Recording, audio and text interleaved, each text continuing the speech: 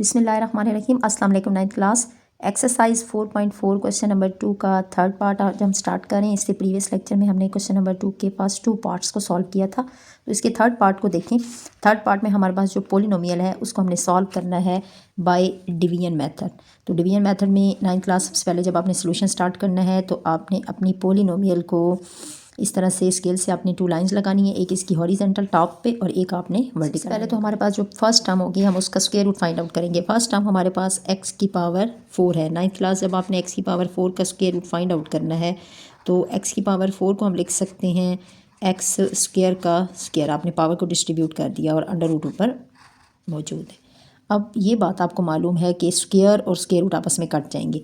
अब ये square root और ये एक स्क्वायर आपस में कट जाएंगे तो हमारे पास x की पावर 4 का स्क्वायर रूट क्या आ जाएगा, x की पावर 2।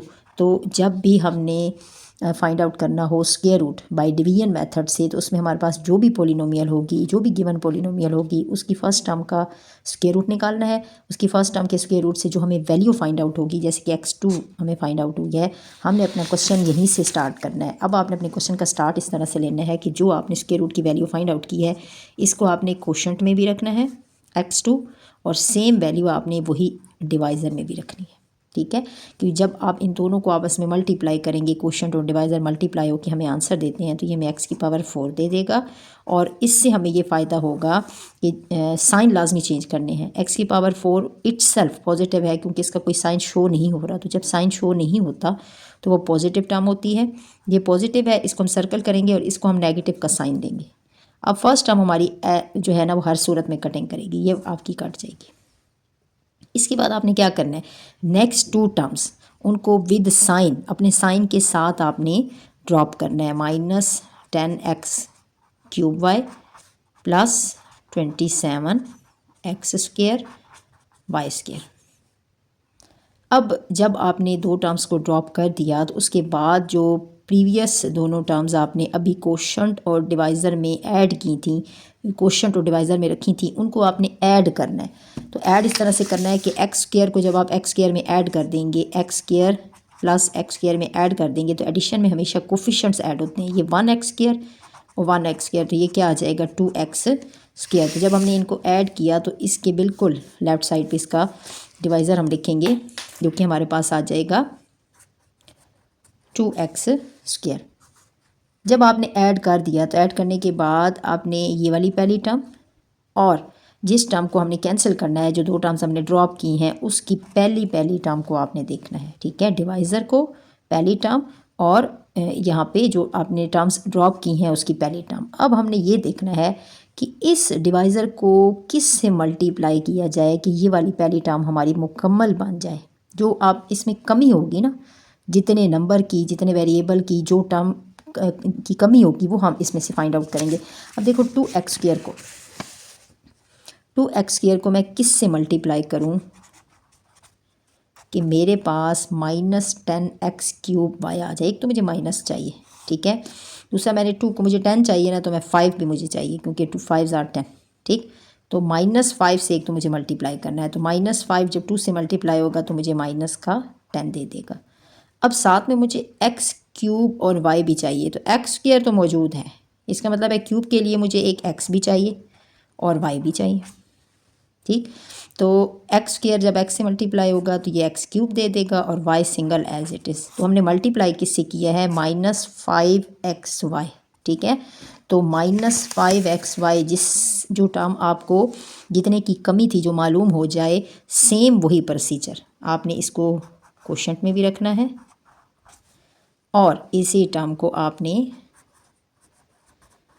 डिवाइज़र में भी रखना है। जब आपने इन दोनों को कोशेंट और डिवाइज़र में रख दिया तो उसमें रखने के बाद ये जो कोशेंट में आपका -5xy होगा, ये इसने इन दोनों टर्म से मल्टीप्लाई होगा। ये दोनों टर्म से मल्टीप्लाई होगा तो -5xy फर्स्ट टर्म से तो मल्टीप्लाई होगा, तो एज इट इज़ वही टर्म बन जाएगी -10x³ और -5xy जब -5xy से मल्टीप्लाई होगा तो माइनस की दोनों टर्म्स मल्टीप्लिकेशन में प्लस हो जाती हैं और 5 5s are 25 और इधर भी एक्स वाई और इधर भी एक्स वाई, तो एक्स भी 2 दफ़ा हो जाएगा मल्टीप्लिकेशन में, एक्स एक्स से मल्टीप्लाई होगा एक्स स्क्वायर हो जाएगा, वाई वाई से मल्टीप्लाई होगा वाई स्क्वायर हो जाएगा। तो हम जब साइन चेंज करेंगे, साइन चेंज करने के बाद हमारी टर्म्स में से जो नेगेटिव होगा उसको पॉजिटिव का साइन देंगे, जो पॉजिटिव होगा उसको नेगेटिव का साइन देंगे। फर्स्ट टर्म हमारी हर सूरत में कैंसिलेशन करेगी। अब इसके बाद आपने क्या करना है, सबसे पहले सब्ट्रैक्शन करनी है। ये प्लस का 27 और माइनस का 25, 27 में से 25 माइनस हुई है तो प्लस का 2 आ जाएगा, 2x स्क्वायर वाई स्क्वायर। उसके बाद आपने मज़ीद इस स्टेप में आपने इन दोनों टर्म्स को ड्रॉप किया था ना, तो नेक्स्ट स्टेप में आपने इन दोनों टर्म्स को, ये जो लास्ट में है, इन दोनों को ड्रॉप करना है, जो कि हमारे पास है -10x(y³ प्लस y4। अच्छा, फिर आपने क्या करना है, फिर आपने जब इसके डिवाइज़र की तरफ आना है तो ये वाली टर्म्स ऐड, ये वाली जो टर्म है ये इन दोनों की एडिशन से ऐड हो के आई है, तो इसको आपने दोबारा से ऐड नहीं करना, ये 2x² एज इट इज़ ही रखना है। हाँ, अब आपने जो इससे प्रीवियस में जो क्वोशंट और डिवाइज़र में नया नंबर क्वोशंट में भी रखा था और डिवाइज़र में भी रखा था, इन दोनों को हमने ऐड करना है, -5xy और -5xy। जब दोनों आपस में ऐड होंगे तो हमें क्या देंगे, -5xy और -5xy। देखें एडिशन में क्या होता है कि दो नेगेटिव की टर्म्स ऐड हो जाती हैं, -10 कोफिशेंट सिर्फ ऐड होंगे, ठीक है, एक्स और वाई की पावर पे कोई फ़र्क नहीं पड़ेगा, वो मल्टीप्लिकेशन में फ़र्क पड़ता है, ठीक है। -5 और -5 माइनस का 10xy होती ऐड हैं लेकिन साइन माइनस का देती हैं, तो ये -10xy हमारे पास आएगा, -10xy। ये सारा काम करने के बाद फिर आपने अब ये देखना होता है कि अब मैंने कैंसिलेशन के लिए वो नंबर ढूंढना है जिससे मेरी ये टर्म्स में से कुछ टर्म्स या पूरी टर्म्स कट जाएं। देखें, इसके लिए आपने ये काम करना है कि फिर इसकी पहली टर्म डिवाइज़र की और इसकी पहली पहली टर्म को देखना होता है, जो उसमें कमी होती है वो हमें फाइंड आउट करनी होती है। तो देखिए 2x² को किससे मल्टीप्लाई कर दें कि 2x² y² बन, 2x² को मुझे मल्टीप्लाई करना है, मुझे सिर्फ y² की कमी है, ठीक है ना इसमें, तो 2x² को जब मैं y² से मल्टीप्लाई कर दूं तो 2x² y² मुझे मिल जाएगा। तो मीन्स कि हमें कौन सा नंबर मिला है, y²। अब ये जो y² है पॉजिटिव y², ठीक है ना, y² को आपने क्वोशंट में भी ऐड कर दिया और डिवाइज़र में भी ऐड कर दिया। जब आपने क्वोशंट और डिवाइज़र में ऐड कर दिया तो ऐड करने के बाद ये जो क्वोशंट वाला नंबर होता है जो न्यू हम ऐड करते हैं, उसने फिर इन तीनों, ये जो डिवाइज़र की जितनी जितनी टर्म्स आ रही होती हैं, जैसे पहले 1 थी फिर 2 फिर 3, उन सब से मल्टीप्लाई होना होता है। तो इस y² ने इन तीनों के साथ मल्टीप्लाई होना है, ठीक है। तो y² जब पहली टर्म से तो मल्टीप्लाई होगा तो ज़ाहिर है वो तो टर्म मुकम्मल बन जाएगी क्योंकि उन्हीं को देख के हमने टर्म बनाई है। उसके बाद y² जब -10xy से मल्टीप्लाई होगा, ठीक है, तो -10xy से जब y² मल्टीप्लाई होगा तो -10 तो एज इट इज़ ही आ जाएगा, मतलब इधर 1 है ना, -10 1s आर -10, x एक ही है, एक ही आ जाएगा। y² y से मल्टीप्लाई होगा तो हमें मल्टीप्लिकेशन में वेरिएबल की पावर बढ़ जाती है, ठीक है, y³ आ जाएगा, ठीक है, -10xy³। तो यहाँ पे -10xy³ और y² से मल्टीप्लाई होगा, दोनों पॉजिटिव टर्म है, y² मल्टीप्लिकेशन में पावर ऐड हो जाती हैं वेरिएबल की, तो y की पावर 4 बन जाएगी। सबको आपने साइन देना है क्योंकि साइन के बगैर कैंसिलेशन नहीं हो सकती। प्लस को नेगेटिव का देना है, नेगेटिव वाली टर्म को प्लस का देना है, और जो टर्म अपना साइन शो नहीं कर रही, इट्स मीन उसका पॉजिटिव का साइन है, उसको आपने नेगेटिव का साइन देना है। और इससे हमें ये फ़ायदा होगा कि हमारी टर्म्स कैंसिलेशन करती जाएंगी, ठीक है, और कैंसिलेशन के बाद ये पूरा सॉल्व हो जाएगा। ये स्टेप बाय स्टेप चलेगा, ठीक है ना। फर्स्ट ये जो स्टेप होगा इसमें एक टर्म, फिर उसके बाद 2 टर्म्स नीचे आएंगी, फिर 3 टर्म्स आएंगी और मोस्टली 3 टर्म्स में जाके ये मुकम्मल कैंसिलेशन कर देगा। अब हमें चूँकि फाइंड आउट करना था square root by division method से, तो क्वेश्चन हमारे पास था x⁴ -10x³ y plus 27x² y² -10xy³ plus y4। हमें स्क्वायर रूट फाइंड आउट करना था, ये स्क्वायर रूट हमने अप्लाई किया और इसी अपनी पोलिनोमियल का स्क्वायर रूट हमने क्या निकाल दिया वो हम यहाँ पे लिखेंगे प्लस माइनस के साइन के साथ स्क्वायर रूट ये होगा। आपकी जो एंड पे आंसर होगा वो ये क्वोशंट होगा, X square minus 5xy plus Y square. इसकी फोर्थ पार्ट की तरफ आएँ तो फोर्थ पार्ट में भी हमारे पास पोलिनोमियल जो होगी, सबसे पहले जब हम क्वेश्चन स्टार्ट करेंगे तो जो फर्स्ट टर्म होगी हमारे पास, फर्स्ट टर्म है 4x की पावर 4। हम फर्स्ट टर्म का स्क्वायर रूट फाइंड आउट करेंगे। तो नाइन्थ क्लास 4x की पावर 4 का जब आप स्क्वायर रूट फाइंड आउट करेंगे तो 4 भी एक कंप्लीट स्क्वायर है, कंप्लीट नंबर है, मतलब स्क्वायर रूट से बाहर आ सकता है। तो 4 का स्क्वायर रूट आ जाएगा 2, x की पावर 4 का आ जाएगा x स्क्वायर। तो 4x की पावर 4 का स्क्वायर रूट फाइंड आउट हुआ है 2x स्क्वायर। यहीं से हम अपना क्वेश्चन स्टार्ट करेंगे। इस 2x स्क्वायर को हमने क्वोशंट में भी रख दिया और डिवाइज़र में भी रख दिया, ठीक है। तो 2x स्क्वायर जब 2x स्क्वायर से मल्टीप्लाई होगा तो ये 4x की पावर 4 देगा। और जब ये इटसेल्फ पॉजिटिव है, हम इसको नेगेटिव का साइन देंगे तो इससे हमें ये फ़ायदा होगा कि हमारी फर्स्ट टर्म कैंसिल हो जाएगी, ठीक।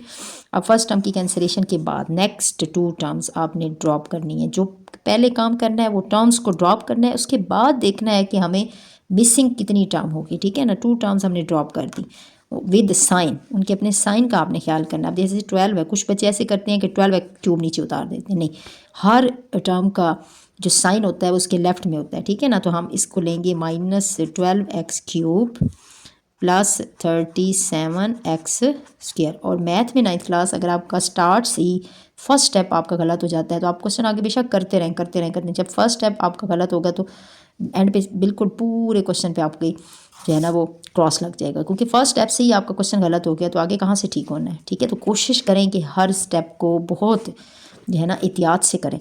अब आपने क्या करना है, अब आपने नेक्स्ट ये जो टर्म्स क्वोशंट और डिवाइज़र में ऐड किए हैं दोनों को ऐड करना है। 2x square plus 2x square, addition में सिर्फ कोफिशिएंट ऐड होते हैं, ये बन जाएगी 4x स्क्वायर। अब जब 4x स्क्वायर बन गया तो फिर आपने पहली टर्म को देखना होता है, पहली टर्म डिवाइज़र की और पहली टर्म जो आपने कैंसिलेशन करनी है उसमें आपने वो नंबर ढूंढना है कि कितने नंबर की कमी है कि मुझे बनानी है कि मेरी फर्स्ट टर्म कैंसिल हो जाए। तो देखिए 4x स्क्वायर को मुझे किस से मल्टीप्लाई करना है कि माइनस का 12x क्यूब बन जाए। तो 4, एक तो मुझे माइनस चाहिए, दूसरा 4 को मुझे 3 से मल्टीप्लाई करूँगी तो 12 आएगा, 4 3 = 12, इसके माइनस का 12। अब x क्यूब चाहिए तो यहाँ पे x स्क्वायर है तो इट्स मीन एक x भी लगा दें, तो x स्क्वायर से मल्टीप्लाई होगा x क्यूब दे देगा। हमें कौन सा नंबर मिला है, -3x, ठीक है। तो -3x को हमने क्वोशंट में भी रख दिया और डिवाइज़र में भी रख दिया। अब जब आपने -3x को क्वोशंट में रखा है तो ये जो -3x है क्वोशंट वाला, इसने इस डिवाइज़र के दोनों टर्म्स से मल्टीप्लाई होना है, ठीक है ना। तो दोनों टर्म्स से जब मल्टीप्लाई होगा तो फर्स्ट टर्म से तो एज़ इट इज़ वही आंसर देगा, क्योंकि हमने बनाई देख की थी कि पहली टर्म हमारी कैंसिल हो जाए। अच्छा, -3x जब -3x से मल्टीप्लाई होगा तो देखिए -3x मल्टीप्लाई बाय -3x, ठीक है। तो मल्टीप्लिकेशन में क्या होता है कि माइनस माइनस प्लस हो जाते हैं, 3 3 = 9, और वेरिएबल भी मल्टीप्लिकेशन में पावर बढ़ा देते हैं, x से मल्टीप्लाई होके x की 2 बन जाएगा स्क्वायर। तो हमारे पास आ जाएगा +9x स्क्वायर। साइन आपने चेंज करने हैं, इसको नेगेटिव का साइन दिया, इसको आपने पॉजिटिव का साइन दिया, और इससे हमें ये फ़ायदा हुआ कि फर्स्ट टर्म हमारी कैंसिल हो गई, ठीक है। अगले स्टेप में जब हम जाएंगे तो नेक्स्ट स्टेप में हम देखिए 37 आपका पॉजिटिव है, 9 का जो अब हमने नया नंबर दी है, जब हम टर्म का एक साइन जो है वो राउंड इसको सर्कल कर देंगे तो इट्स मीन ये अब ख़त्म हो गया, अब नया साइन वो है जो हमने दी है, ठीक है ना। तो 37 में से 9 माइनस होगा तो क्या आंसर आएगा, 17। यहाँ से आप बोरो लें, ये 2 और 17, ठीक है। तो 17 में से 9 आपका माइनस हुआ, 8 और 2 आपका नीचे ड्रॉप हुआ, x स्क्वायर। ये पॉजिटिव टर्म होगी क्योंकि 37 बड़ी टर्म है और वो पॉजिटिव है। इसके बाद आपने क्या करना है, फ़ौरन से आपने नेक्स्ट 2 टर्म्स को ड्रॉप कर देना है। नेक्स्ट 2 टर्म्स आप जब ड्रॉप करेंगे तो वो आपकी आएंगी -42x और प्लस का 49, और फिर आपने फ़ौरन से क्या काम करना है, फिर आपने उन टर्म्स को देखना है कि इसके डिवाइज़र में क्या आएगा। देखिए डिवाइज़र में आपके पास इधर ये टर्म ऐड हो के आई है इन दोनों से, जब ये टर्म ऐड हो के आई है तो इसको आपने अभी फ़िलहाल एज़ इट इज़ ही रखना है, ऐड नहीं करना। लेकिन अभी जो आपने रिसेंटली 2 टर्म्स को क्वेश्चन टू डिवाइज़र में रखे हैं उनको ऐड करना है। -3x में ऐड होगा, तो एडिशन में कोफिशिएंट्स ऐड होते हैं, वेरिएबल की पावर नहीं बढ़ती। -3 जब -3 में ऐड होगा तो दोनों नेगेटिव टर्म हो तो ऐड जाएंगी, 6x देंगी, लेकिन साइन माइनस कर देंगी। अब इतना काम करने के बाद फिर आपने मिसिंग टर्म बाद में देखनी है, ठीक है ना। अब आपने देखना है कि इसकी पहली टर्म और इसकी पहली टर्म में कितना फ़र्क है कि हम 4x² को किस से मल्टीप्लाई कर दें कि 28x² बन जाए, ठीक है ना। तो 4x² को हमने मल्टीप्लाई करना है कि 28x² बनाना है, तो x² तो पूरा बना हुआ है, ओनली 7 से मल्टीप्लाई करना है। 4 7 आर 28x²। इट्स मीन कि हमने 7 वो मिसिंग नंबर है जो हमें चाहिए। तो 7 का आपने क्या करना है, 7 को आपने 9th क्लास क्वोशंट में भी रखना है और इसके बिल्कुल लेफ़्ट साइड पे डिवाइज़र में भी रखना है। और फिर इस 7 ने इस डिवाइज़र की तीनों टर्म्स से मल्टीप्लाई होना है। ये मैं आपको समझाने के लिए कर रही हूँ ताकि आपके माइंड में हो, ठीक है ना, कि ये जो आप 7 रखते हैं वो फिर इन तीनों के साथ मल्टीप्लाई। तो कुछ बच्चे यहीं पे ही छोटा सा लेड पेंसिल से क्रॉस 7 लिख के मल्टीप्लाई कर देते हैं, ठीक है ना। आप वर्किंग में भी कर सकते हैं और यहाँ पे भी लेड पेंसिल से, कच्ची पेंसिल से काम करें, बाद में उसको रेज़ कर दें, ठीक है ना। तो अब देखिए इस 7 ने इन तीनों टर्म से मल्टीप्लाई होना है। फर्स्ट टर्म से तो मल्टीप्लाई होगा तो एज इट इज़ वही 28x² दे देगा। 7 ने -6x से मल्टीप्लाई होना है, तो -6x के साथ जब 7 मल्टीप्लाई होगा तो 7 6 आर 42, माइनस का -42x, ठीक है। तो ये -42x बन जाएगा और 7 + 7 से जब मल्टीप्लाई होगा 7 7 आर 49। तो साइन जब आप देंगे नेगेटिव को पॉजिटिव और पॉजिटिव को नेगेटिव, ऑपोजिट साइन आपने देने होते हैं, तो इट्स से ये तीनों टर्म्स आपकी कैंसिल हो जाएंगी और हमारा square root by division method से जो आंसर आ जाएगा वो ये होगा। हमें चूँकि फाइंड आउट करना था square root by division method, तो हमने अपनी पॉलिनोमियल के ऊपर स्क्वायर रूट लगाया और which is equal two plus minus के साइन के साथ हमारा आंसर आएगा 2x² - 3x + 7, ये क्वोशंट वाला। तो ये आपका आंसर है।